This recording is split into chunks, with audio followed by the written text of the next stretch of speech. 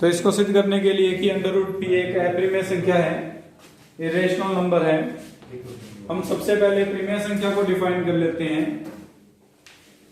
प्रिमेय संख्या एक ऐसी संख्या जिसको हम p बटे q कह दें, चाहे a बटे b कह दें, इस रूप में लिख सकते हो,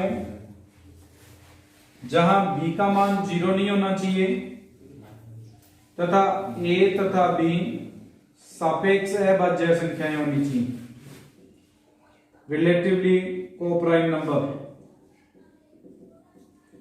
अभाज्य संख्या का मतलब है, सापेक्ष अभाज्य संख्या का मतलब है कि इन दोनों में किसी एक नंबर का डिवाइड नहीं जाना चाहिए। किसी एक नंबर के डिवाइड का मतलब है कि HCF जो होगा दोनों का, A और B का, वो 1 होगा, या ये कह सकते हैं कि इन दोनों में कोई भी कॉमन फैक्टर नहीं बनेगा। जब हम इसको प्राइम फैक्टराइजेशन करेंगे तो इस प्राइम फैक्टराइजेशन के अंदर हमारे पास कोई भी कॉमन फैक्टर इसमें अगर नहीं आता है तो उसे हम सापेक्ष अभाज्य संख्याएं कहते हैं। अभी ये प्रिमेय संख्याएं हैं और इनके अलावा जो इस कंडीशन को सेटिस्फाई ना करे वो अप्रिमेय संख्या है। तो इसके लिए हम मान के चलते हैं, माना अंडर रूट पी प्रिमेय संख्या है, हम लेट करके चलते हैं कि एक रेशनल नंबर है, इरेशनल नंबर नहीं है। अगर रेशनल है तो इसको a बटे b के रूप में लिखा जा सकता है, जहां b 0 नहीं होगा तथा a और b सापेक्ष अभाज्य संख्याएं, ये हम लेट करके चल रहे हैं। अब इसमें अगर सापेक्ष अभाज्य संख्याएं हैं तो हल कर लेते हैं, b भाग में गुना में आ जाएगा, वर्क कर देंगे, a square is equal to P B square, अर्थात a स्क्वायर में p का भाग जाता है,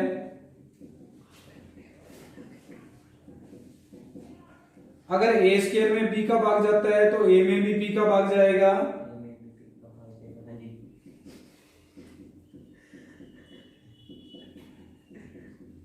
क्योंकि a और b तो प्राइम फैक्टर है। अगर a और b प्राइम नंबर्स या ये कह सकते हैं सापेक्ष अभाज्य संख्याएं हैं तो p का भाग जरूर जाएगा, तभी वो विभाजित होगा। अब अगर a में p का भाग जाता है तो माना a बराबर है pm के, p इंटू m लेट करके चलते हैं, a की वैल्यू इसमें पुट कर दें तो p square m square is equal to p into b square, p से p गल तो कट जाएगा तो हमारे पास ये पार्ट बन जाएगा pm स्क्वायर, यानी b में भी b स्क्वायर में p का भाग जाता है। अगर b स्क्वायर में p का भाग जाता है तो b में भी p का भाग जाएगा,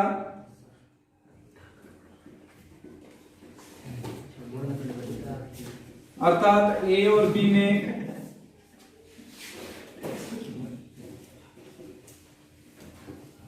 सारा गुणनखंड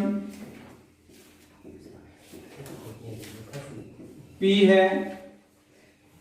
अगर a और b का सारा गुणनखंड p आ रहा है हमारे पास तो हम तो लेके चल रहे थे दोनों सापेक्ष अभाज्य है, उसमें कोई कॉमन फैक्टर हो ही नहीं सकता, लेकिन हम कह रहे हैं इसमें जब प्रूफ कर रहे हैं तो p एक कॉमन फैक्टर बन रहा है इनका, जो कि विरोधाभास है, जो a और b के सापेक्ष अभाज्य का विरोधाभास है। अतः अंडर रूट पी अप्रिमेय संख्या है। अब p की जगह अगर 2 आ जाए या हमारे पास 4 आ जाए, उसके अनुसार आप इसको हल कर लेंगे। 2, 3, 5 आ जाए तो, 7 आ जाए तो भी इसी प्रकार से हल करना है। इसका मतलब है हमारे पास ये प्रूफ करना है इसमें कि कोई भी ऐसी संख्या नहीं है जिसका घन करने पर वो 3 के बराबर आ जाए, या 3 का घनमूल जो होता है वो एक परिमेय संख्या नहीं होती, ये सिद्ध करना है। या ये कह सकते हैं कि 3 का घनमूल एक अपरिमेय संख्या होती है, घनमूल क्यूब रूट। तो हमें इसमें और में यह ऑप्शन भी मिल सकता है कि क्यूब रूट ऑफ 3 एक अपरिमेय संख्या है, सिद्ध कीजिए। ये हमें दोनों में से कोई भी एक पार्ट क्वेश्चन की फॉर्म में मिल सकता है। तो प्रूफ करने के लिए कोई सेम माना, क्यूब रूट का मतलब 1/3 होता है, 3 की घात 1/3 एक परिमेय संख्या है। अगर यह एक परिमेय संख्या है तो इसका मतलब 3 की पावर 1/3 को हम a/b के रूप में लिख सकते हैं। घन कर दें दोनों तरफ, क्यूब कर दें, तो 3 = a³/b³, जिसको हम a³ = 3b³ लिख सकते हैं। इसका मतलब a³ में 3 का भाग जाता है, अर्थात a में भी 3 का भाग जाएगा। माना a बराबर 3m, ये वैल्यू इस इक्वेशन नंबर 1 में पुट कर दें तो 27m³ बराबर 3b³, या b³ बराबर 9m³ बचेगा, अर्थात b³ में 9 का भाग जाता है, तो b³ में 3 का भी भाग जाएगा।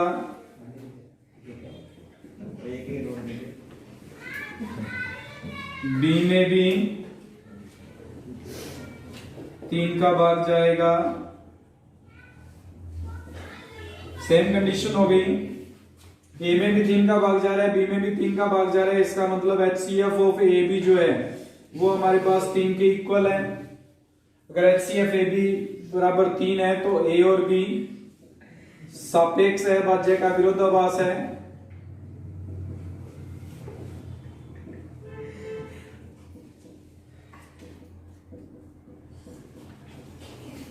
अतः 3 की पावर 1/3 अपरिमेय संख्या है।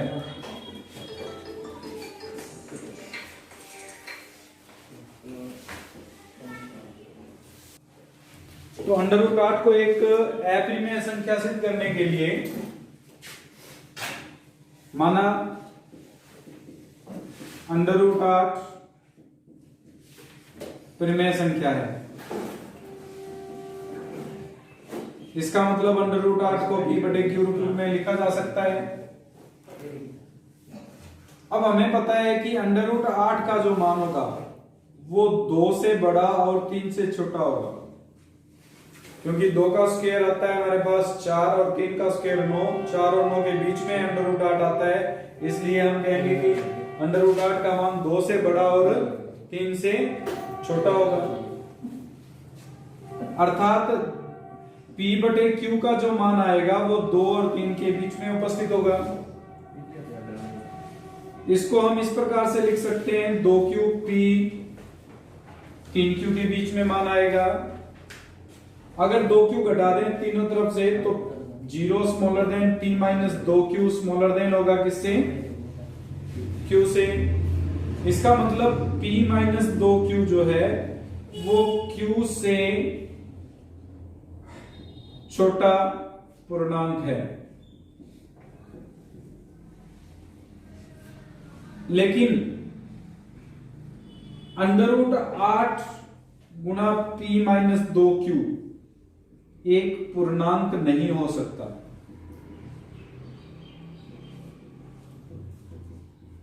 अब ये पूर्णांक क्यों नहीं हो सकता? पूर्णांक का मतलब है कि पूरा पूरा विभाजित हो जाना चाहिए, बटे में मान नहीं रहना चाहिए। ये अगर पूर्णांक क्यों नहीं है? क्योंकि √8 का मान हमने लिखा है p/q, p-2q, p में तो q का भाग जा ही नहीं रहा, पहले ही हमारे पास सापेक्ष अभाज्य संख्याएं हैं, और p-2q जो है वो q से भी छोटा है। अगर q से छोटा है तो q का भाग तो इसमें भी नहीं जाएगा, q का जो भाग है वो p में भी नहीं जा रहा, q का भाग p-2q में भी नहीं जा रहा है। इसका मतलब p बटे q गुना p-2q एक पूर्णांक नहीं हो सकता, एक इंटीजर नहीं बन सकता, एक पूर्णांक नहीं है। अब दोबारा से चेक करते हैं इसको। हम p बटे q इंटू p-2q को हल करते हैं, मल्टीप्लाई करेंगे तो ये बन जाएगा p स्क्वायर बटे q माइनस 2p, q से q कट जाएगा। इसको q से गुणा और q से भाग करते हैं तो p स्क्वायर बटे q square into q minus 2q बन गया। p बटे q का मान अंडर रूट 8 है तो p स्क्वायर बटे q स्क्वायर का जो मान आएगा वो 8q माइनस 2p बन जाएगा, 8q माइनस 2p आएगा। और यहां पे 8q माइनस 2p करेंगे तो ये तो एक पूर्णांक बन गया। हम कह रहे थे कि ये पूर्णांक नहीं हो सकता, लेकिन आगे हम इसको जब सॉल्व कर रहे हैं तो हम सिद्ध कर रहे हैं कि ये एक पूर्णांक है, एक दूसरे के कंट्राडिक्शन हो गया। अगर एक दूसरे का कंट्राडिक्शन है तो हमने जो माना था वो गलत है, अंडर रूट 8 एक परिमेय संख्या नहीं हो सकती, एक अपरिमेय संख्या होगी। तो यहां पे लिखेंगे जो विरोधाभास है अतः अंडर रूट 8 अपरिमेय संख्या है।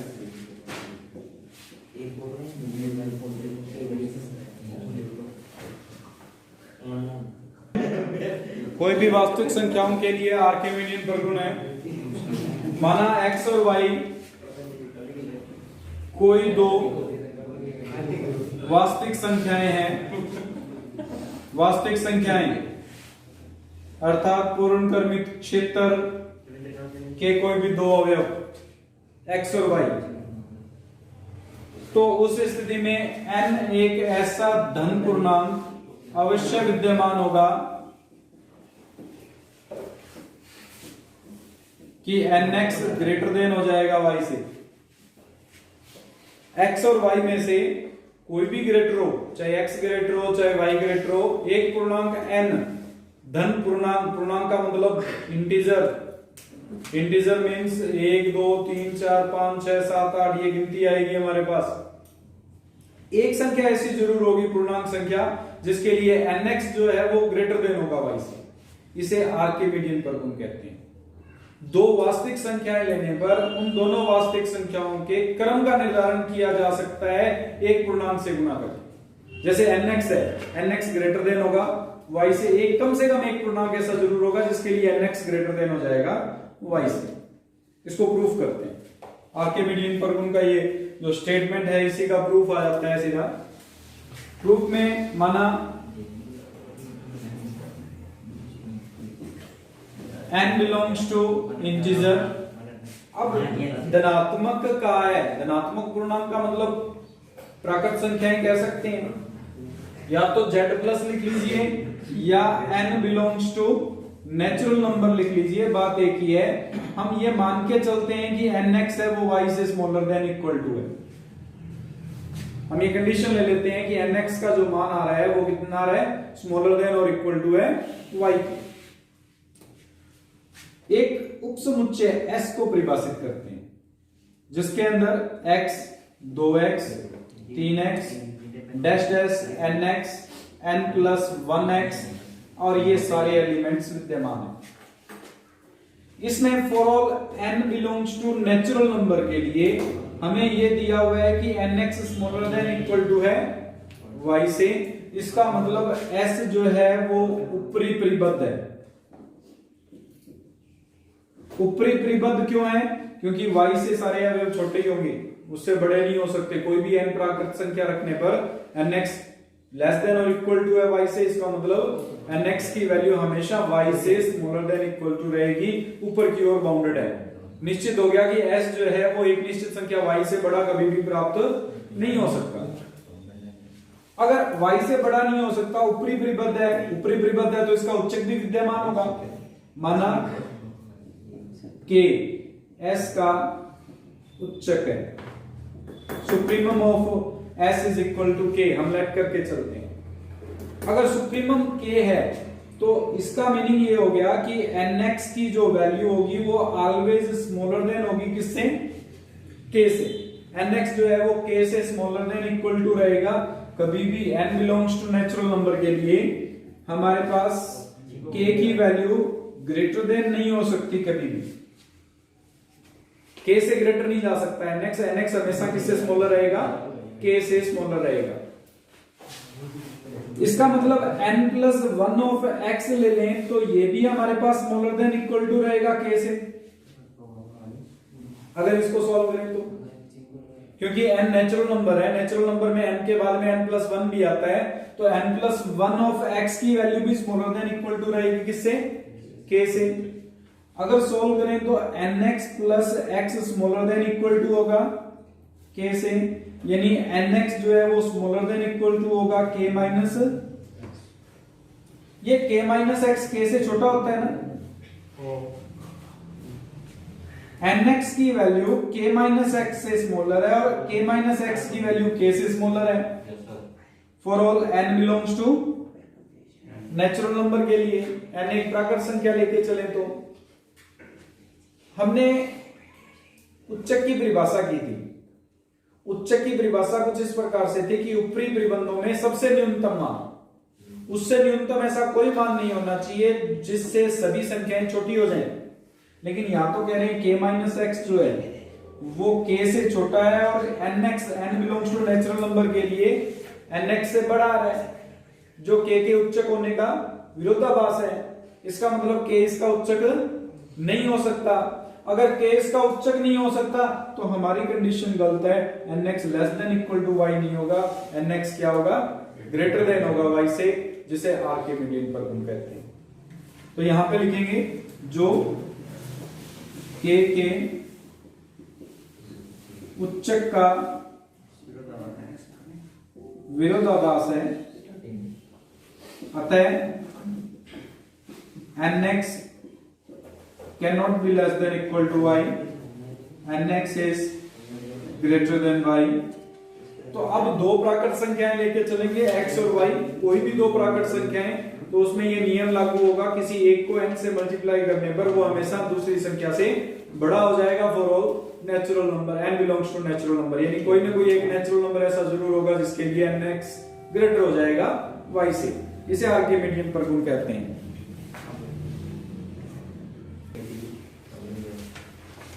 इसके लिए हम मान के चलते हैं कि S एक कोई भी सेट है जिसके अंदर y एलिमेंट है, जहां y एक इंटीजर को रिप्रेजेंट करता है और y जो है वो स्मॉलर देन इक्वल टू है x से। यानी एक सेट हमने इस प्रकार से डिफाइन किया है जिसमें y जो है वो सेट का एलिमेंट है और उसके अंदर x से स्मॉलर जितने भी इंटीजर्स बनते हैं उन सभी का समुच्चय है जो कि S में विद्यमान है।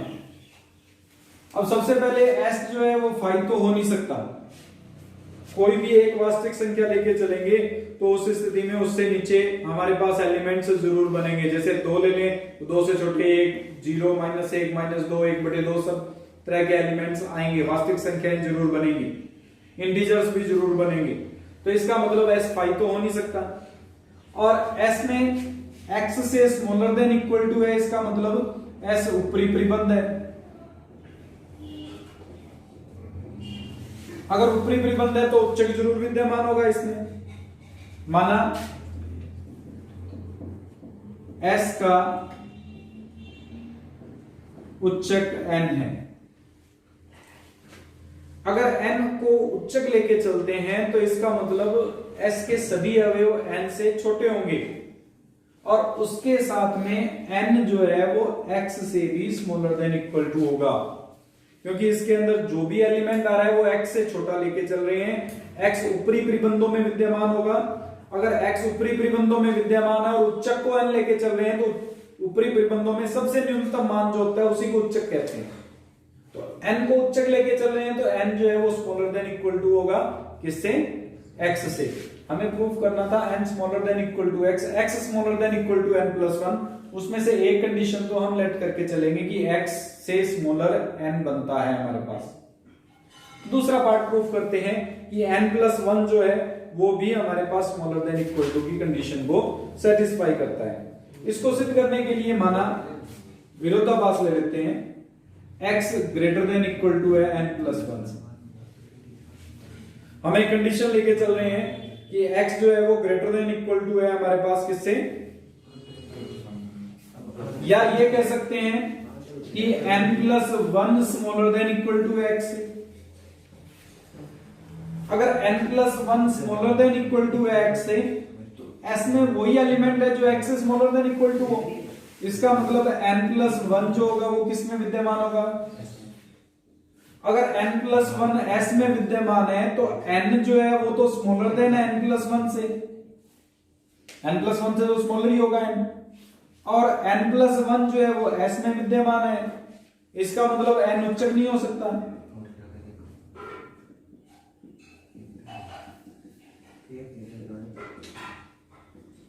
अगर ये n के उच्चक होने का विरोधाभास है तो हमने जो माना वो गलत है, x जो है वो स्मॉलर देन इक्वल टू है किससे, और ये small greater than equal to था n से, जो हमें प्रूव करना है।